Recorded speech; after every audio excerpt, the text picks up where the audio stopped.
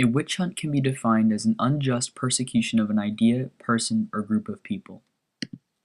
The false persecution of welfare recipients in the United States and those who were accused of witchcraft in the Salem witch trials in 1962 were very similar in their origins and characteristics. However, the consequences of each oppression are different.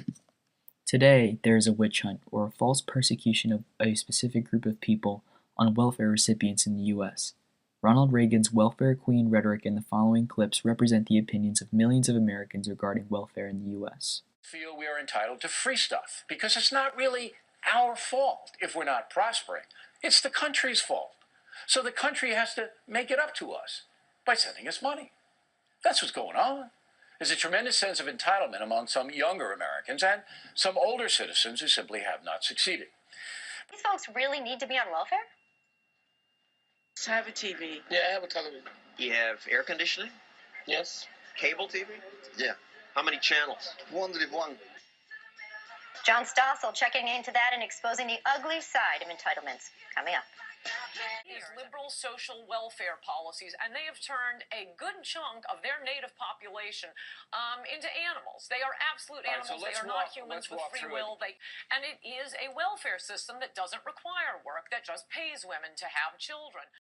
In other words, why should lazy freeloaders who don't work be able to receive untaxed income from hardworking Americans? The notion that welfare is a system that solely benefits the do-nothing type of Americans who live off of the system their whole lives is completely false, despite the fact that it is constantly promoted by politicians and the media.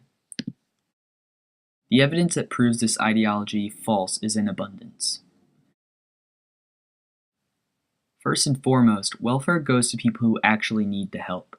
More than 82% of all food stamp money goes to households that include children, elderly people, or people with disabilities. These are truly people who legally and physically cannot work and live at the mercy of the system. In addition, 73% of welfare recipients are working at least part-time, signifying that clearly most of the people receiving federal aid are employed and are not indolent and are hardworking people. In summary, people are working full-time to support their families, are paying their fair share of taxes, but are so underpaid that they can't get by without relying on government assistance. In order to show just how minuscule the burden is on American taxpayers, unlike what politicians suggest, it is estimated that yearly each American pays only $37 for food stamps going to less fortunate people, proving that the cost is not actually high like what it's made out to be. In The Crucible by Arthur Miller, a witch hunt takes place in Puritan theocratic Salem after a group of girls, led by Abigail Williams, are discovered to be practicing witchcraft in the woods by a town leader.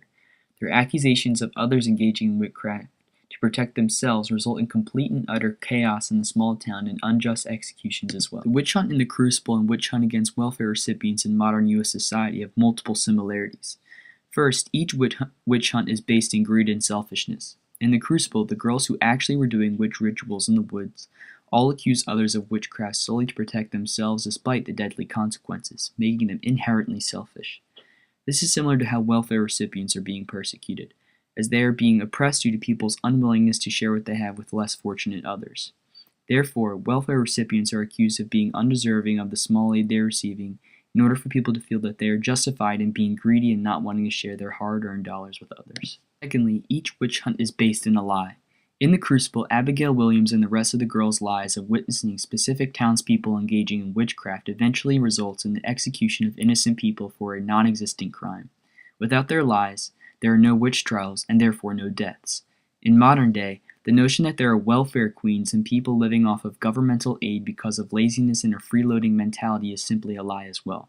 Therefore, without this false conception existing in our society, there would not be a constant victimizing of those who receive welfare aid in this country, and instead, hopefully, a feeling of sympathy and desire to help would be felt by Americans instead. While the Salem witch hunt and persecution of welfare recipients in the U.S. are similar in multiple ways, their consequences are different. Each event resulted in a differing degree of tragedy, with the Salem witch trials being more immediate and brutal, and the disrespect of welfare recipients being a dismal result over a long period of time. In The Crucible, those who are accused and then convicted of witchcraft are executed for their crimes. In modern society, the oppression of welfare recipients and retraction of providing them aid results in a prolonged struggle with hunger and poverty. In conclusion, the witch trials in Salem, Massachusetts, described in The Crucible, and the persecution of welfare recipients in the U.S. are more similar than different because of their origins and characteristics. However, they did result in varying degrees and styles of tragedy.